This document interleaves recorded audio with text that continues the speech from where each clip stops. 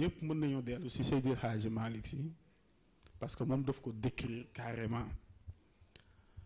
parce que yàlla dafa exister bi mu exister xamuñ kañ la exister bi mu exister xamuñ ci ban façon te nee na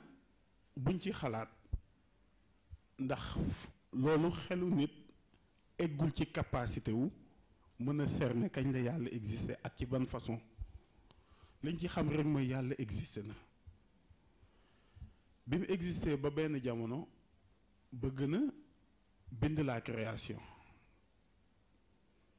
parce que dafa exister pendant un long laps de temps boo xam ni moom sous forme de trésor caché kenn xamu ko kuntu kanzan muxtafiyan léegi trésor boobu bëgg nañu exploiter ko parce que trésor caché amul sens mu ni day bind la création loolu la Seydi Hadji Malick Sy wax wa innahu is arada allahu nashatana voilà existe na ba pare am na volonté pour bind la création quand Dieu eut la volonté de nous créer abana min nuurihi nuran nabil alami moom bañ ko xamagul dañ daan firi naan il tira de sa propre lumière celle du prophète loolu lañ daan wax mais léegi day wax il tira de sa propre énergie celle du prophète le mot élevé parce que jàngal nañu ni énergie lumière énergie la énergie dafa am yu positive am yu négative mais ay outils la suñ borom moo koy soxla di ko utiliser à sa guise léegi nag ruux énergie yooyu noonu ci la juddoo moo xam énergie positive la moo xam énergie négative moo tax abaana min nurihi nuran nabil alami ci énergie am la jël créer ci énergie yonent bi loolu étape première de la création mu bàyyi fa ruux yonent bi ay années-lumière kenn xamul ban durée la mu jubluwaat ci continuer processus de création mu jublu ci former les univers mooy innal awalima aliha wa safilaha ashiatun talaat min afdalin nasami parce que les mondes de temps supérieurs ce sont les cieux les univers les mondes inférieurs mooy alamul mulk bi ñu nekk ñu ni ñoom ñëpp ashiatun talaat min afdalin nasami sont des rayonnements émanant de l'énergie du meilleur des hommes loolu deuxième étape bu création troisième étape bu création mooy ban bi kil sang bi tudd léegi suñ sëriñ mais boobu yàlla exploité gu ko daf ko jël rek yónni Mikaayil ni ko jëlal ma 4 parcelles ci suuf yu bokkul nga conserver ma ko parce que ban bon dimension physique nafs mooy souffle de vie moo koy animé loolu la ñu suñ capitaine jàngal te loolu yomb naa dégg ci xilaas wa alama allahu hadina nubuwatahu wa kaana adamu bayna nafsi wa nasami nee na bi ma jëlee ban bi dekk noonu mu nekk entre souffle ak argile mënul dara parce que souffle de vie bi mooy animé ban bi pour mu mën activité yi muy mën ndax soxlaagu ko parce que ordre chronologique du ban bi lay njëkk a exploité def dimension physique mais dimension spirituelle am lay njëkk a bind moo tax uyunul arwaahi min nuuri hudan bajazat fa innahu l jinsul ala mahdinu sutumi mu daal di bind nag la dimension spirituelle ruux yëpp mu ne les âmes pures émanèrent de la lumière du guide wala saxla de l'énergie du guide de l'archétype et de l'origine des humains ñun dañuy jàpp ne ay boobu 3 dimensions kii verset boobu 3 dimensions yëpp la dugal parce que bu ne le guide dimension kii bi ci diggante bi dimension mentale la parce que mooy orienté bu ne l'archétype dimension ruux la mooy bi ci gën a ancien. L'origine des humains mooy soit dimension physique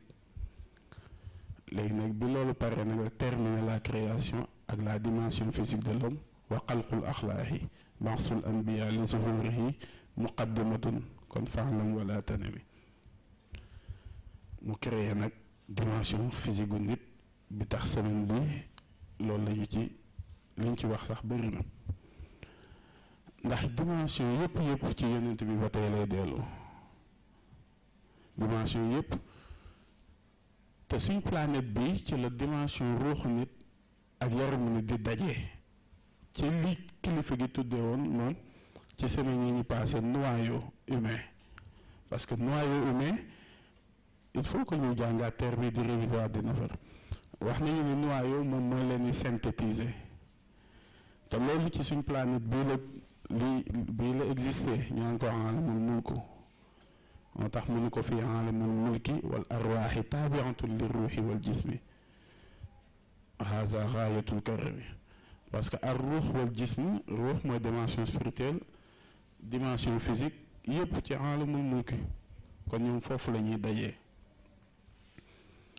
ñu gis ni étape de la création yëpp ak détails yeeg yi ci aju yëpp Seydi Hadji Malick Sy jàngale ne ko de façon la plus éloquente xilaas moom yaakaar naa léegi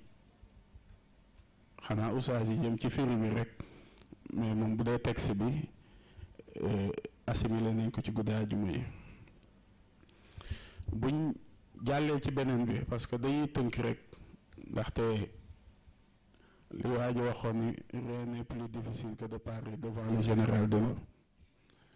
moom général de Gaulle moom lay wax waaye ñun nag suñ ingénieur moral toog kon li ñuy wax rek dañuy tatoon rek bëgg gaaw waxtaan yu jeex ba mu synthétiser liñ fi yàq yëpp mu defaraat ko waaw léegi yi des moom dañ koy jaar rapidement mooy la nature du liquide fécondant bi nutfa bi kilifa gi tuddoon sànq nutfa bi caractère yëpp sax duñ ko indi parce que wax na la ni petite quantité détails yi ci scientifique yi indi ak li ci alxuraan indi leer na amuñ temps mu développé ko wax na ni liquide ville mooy bactéries yi mu ci denc nga xam ne mooy indi flore commensale par exemple flore intestinale bactéries yi protégé nit flore vaginale muy maa ul mahin wax na ci al amshaj mélange bi te mélange bu important parce que mélange boobu boo demee ci anciens yi comme les théories des ovistes naturalistes yu mel ne Buffon ak ñeneen yi ñu doon wax yëpp dafa évacué wu à mon moment que Coran définir ko hal ataa alal insaani hiinun mina dahri lam yakun shay'an mazkuura innaa xalaqnal insaana min nutfatin amshaajin nabtaliihi amshaaj boobu élément yëpp ay 5 éléments la am na les spermatozoïdes am na le liquide séminal sécrété par la prostate am na la sécrétion des organes annexes de Cooper et de Merry am na aussi la sécrétion des organes de Littré muy jox aspect filant mais particularité bi ci nekk mooy une faible quantité boo xam ni parce que sperme kenn du amul poche bu koy contenir dans l'organisme humain mais tey jii heure bu ko yàlla soxlaa rek la éléments yi génn daje mais miracle bi mi ngi ci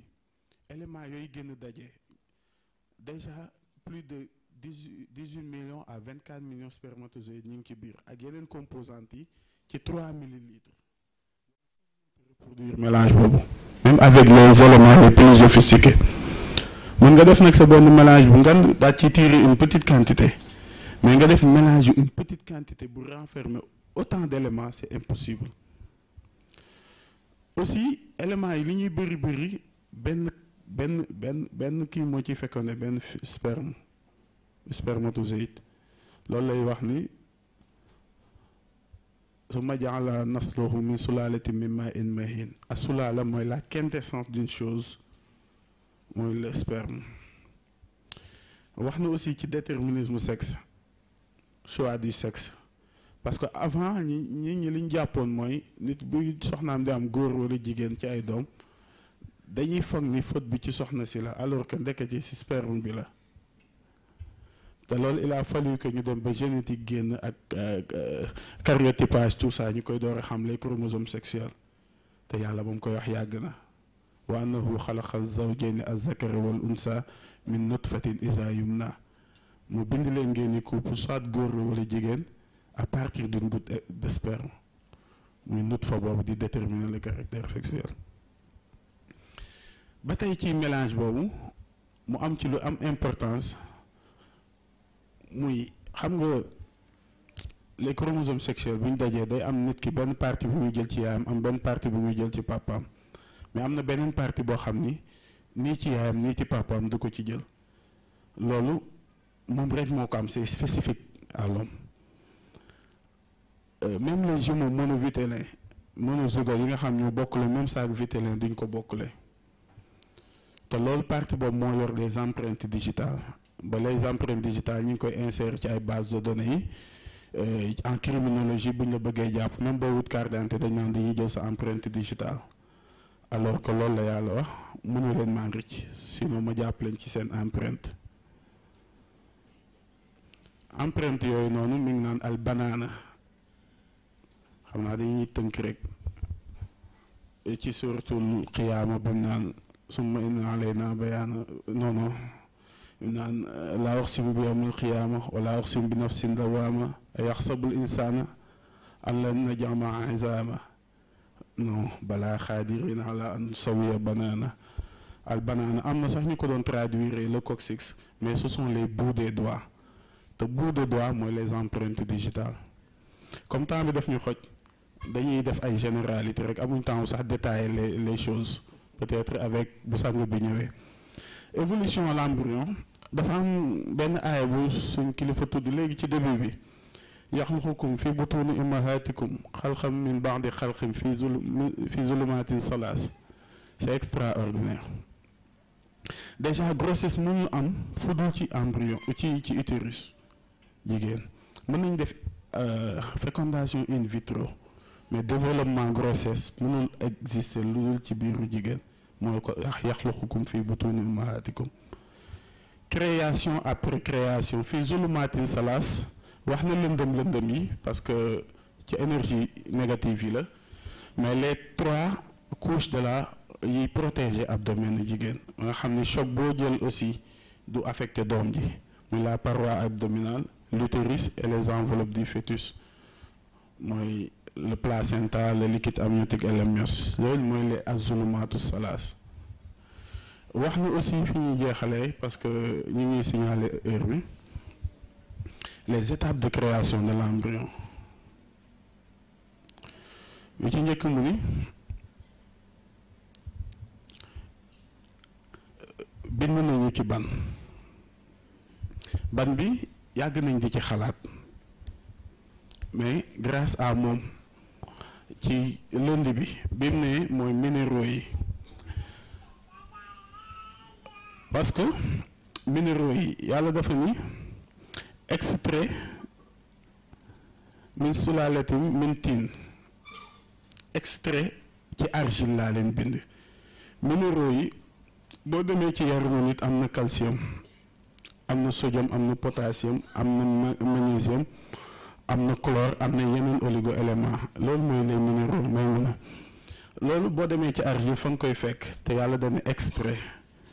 loolu yàgg nañ cee xalaat mais grâce à moom yàlla nañu ko yàlla fayal suñ capitaine ci lundi bi la ñu xamal ni minéraux yi lekk la yàlla lay wax foofu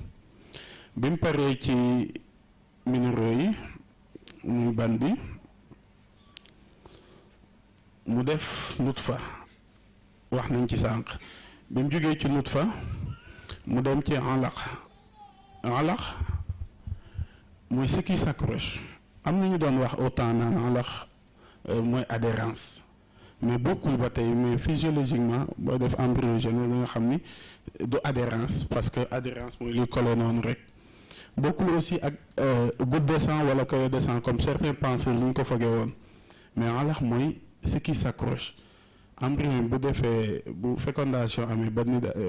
kii am multiplication yi am day def nidation day sax ci kaw utérus bi comme ni ñax di saxee ci suuf si loolu mooy alax parce que forme boobu lay jël mais aussi baat bi mi ngi signifier sensu sensu mooy genre benn boo ko xoolee mën nga ko tàpp ci Google xool image yi embryon forme boobu lay jël alax bi bu ci jógee ci lay dem mudra mooy chair mâchée te embryon bi exactement boobu aspect lay yor summa xalaxna nutfata alaqa wa xalaxna alaqata mudra wa xalaxna mudrata azaman mooy dernière étape bu embryogenèse parce que day transformer chair mâchée boobu en une ossature parce que gis nga terme yi yàlla utiliser fee danaan xalaxa summa xalaxa mais bu ñëwee fii danaan fa kasaw na azama laxma waxatul xalaxa parce que embryogenèse jeex na mooy 8 semaines yi nga xam ne moo jiitu ndax foofu bu fa nit ki tolloo ci biiru yaayam mammifères yi sax mën nañ ko niróole parce que différencier gul moo tax sax nee nañ bu perdre grossesse foofu fausse couche yi wax mais duñu wax avortement mais bu 8e semaine bi di jeex fa kasaw na azama laxman summa ansha'naahu xalqan axar mooy photogénèse bu boobaa nag lay décrire aspect fœtus bu boobaa nag avortement la ñuy wax mais mënatul doon fausse couche te loolu bi ko suñ borom di décrire boobu image microscopique yi nga doon tudd sànq amagul kenn xamul liy xew ci biir peut-être sabi ko yonent bi di wax ñu ngi koy taxé leneen naan kii boobu bi nekku fi ndax li mu doon wax dépassé na seen niveau mais biñ demee ba jamono wane science xam nañu exactement li mu doon wax moo am ci biir embryogenèse beeg photogénèse am na organogénèse maanaam organes yi formé wu ci nit ñu wax ni organes yi dafa am les organes pairs ak les organes impairs organes pairs yi ak organes impairs mu composé l'espèce humaine duñ ko détaillé ndax temps bi mayetuñu ko loolu la naan in kuntum fi raybin minal ba'si fa inna xalaqnaakum min turaabin summa min nutfatin summa min mudratin summa min alaqatin summa min mudratin muqallaqatin wa gayri muqallaqatin al muqallaq mooy yi ñu bind avec proportion ce sont les organes pairs al gayri muqallaq mooy yi ñu bind avec disproportion ce sont les organes impairs yooyu ñoo composé le corps humain amuñ temps wu nag détaillé ko lépp aussi am na li ñaan apparition des organes de sens loolu ñi ciitu sax wax nañ ko wa ja'alna lakumu sama wal basara wal afida parce que lobe yi njëkk a constitué wu peut-être bu ñu continuer ak waa pôle mental dinañ ci ñëw ci cerveau yi ci yor kii dégg mooy njëkk a apparaître au centre de l'audition mooy la danañ ci ñëw am na ci aussi après dégg bi gis bi mooy ñëw gis bi moom it centre visuel la ci biir cortex cérébral danañ ci ñëw ak yi nga xamante ne nii mooy les viscères mooy al afida viscère bu ci nekk nag ak centre ci cerveau bi viscère bu ci nekk ak centre ci cortex bi xam naa ñu ngi ñuy signalé nañu ni temps bi jeex na bu yàgg waaye xaabaabal nañ waaye daal ñu ngi jéggaluwaat bu baax a baax di jéggalu surtout ci toogaay bi fii parce que fii du suñ place sang bi bu toogee ñun ñëpp ci suuf lañu war a toog waaye comme sañu ñoo bañ dañuy jëfe ndigal rek li ci des nag ñu jéggal ñu ko xam ni lu fi damm it ñu xam ni c'est pas facile de parler devant le général de Gaulle ñu baal ñu àq bu baax a baax a baax wasalaamaaleykum.